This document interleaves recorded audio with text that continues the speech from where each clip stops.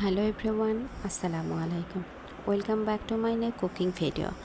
আজকে আমি আপনাদের দেখাবো কিভাবে ঘরে থাকা সামান্য কিছু উপকরণ দিয়ে খুব সহজে বানিয়ে নিতে পারবেন নবাবী সেমাই। তার জন্য আমি প্রথমে চুলায় একটা প্যান বসিয়ে দিয়েছি।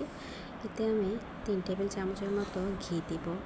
এরপর লাচ্চা সেমাইগুলো ঢেলে দিয়ে অনবরত নাড়তে থাকবো। আমি এখানে খোলা লাচ্চা সেমাইটা ব্যবহার করেছি। আপনারা চাইলে কোনো নামি দামি ব্র্যান্ডের লাচ্চা সেমাই ব্যবহার করতে পারেন।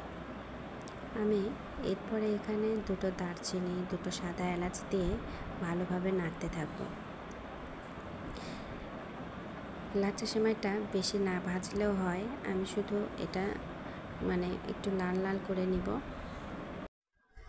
যাই হোক, আমার লাচ্চা সেমাই প্রায় হয়ে এসেছে। এরপর আমি এতে পরিমাণ মতো চিনি দেব।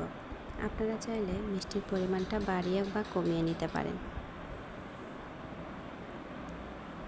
চিনির পানিটা গলে আসা পর্যন্ত ভালোভাবে নাড়তে হবে, তা না হলে চিনিটা দাঁতের নিচে পড়লে খুব খারাপ লাগবে খেতে।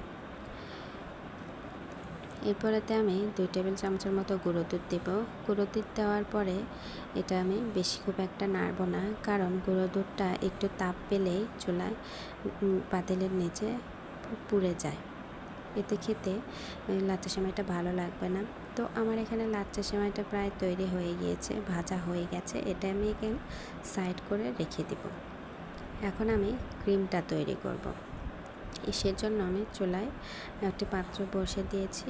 এতে আমি 1 কেজি পরিমাণ লিকুইড দুধ হাফ কেজি করে জাল দিয়ে নিয়েছি। খুব ভালোভাবে জাল দিয়ে নিতে হবে। এরপর এতে পরিমাণ মতো আমি চিনি দিয়ে দিব।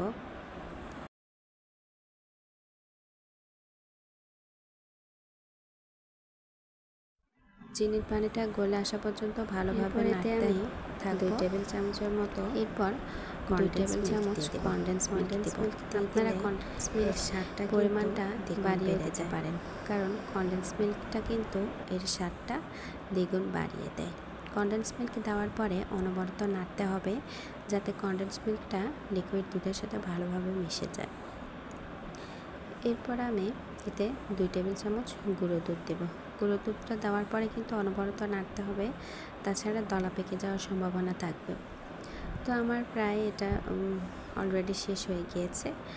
এখন আমি একটা ছোট বাটিতে 2 টেবিল চামচের মতো কাস্টার্ড পাউডার নিয়ে পানি দিয়ে ভালোভাবে গুলে এই লিকুইড দুধের ভেতরে ঢেলে দেব। এই মিশ্রণটা ঢেলে দেওয়ার সাথে সাথে অনবরত নাড়তে হবে। আপনার ভালোভাবে নাড়তে না পারলে কিন্তু দুধটা দলা পেকে যাবে, তখন ক্রিমটা কিন্তু খুবই বাজে হবে। তো দেখতে পাচ্ছেন আমার ক্রিমটা ঘন হয়ে এসেছে। এটাকে এখন আমি চুলা থেকে নামিয়ে নিব।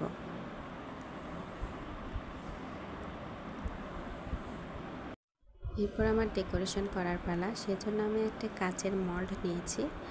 এতে আমি ভেজে রাখা লাচ্চা সেমাইগুলো ভালোভাবে ছড়িয়ে একটু সেট করে নেব। তারপর এর ওপরে আমি ক্রিমটা ঢেলে দিব।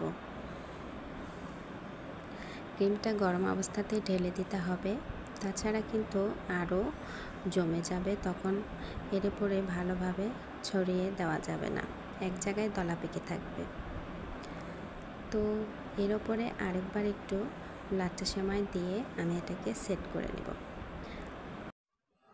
তো তৈরি হয়ে গেল আমার মজাদার নবাবী সেমাই। আপনারা চাইলে বাসায় এইভাবে ট্রাই করতে পারেন। দেখা হবে নতুন একটি রেসিপি নিয়ে। ততদিন ভালো থাকুন, সুস্থ থাকুন। ধন্যবাদ সবাইকে।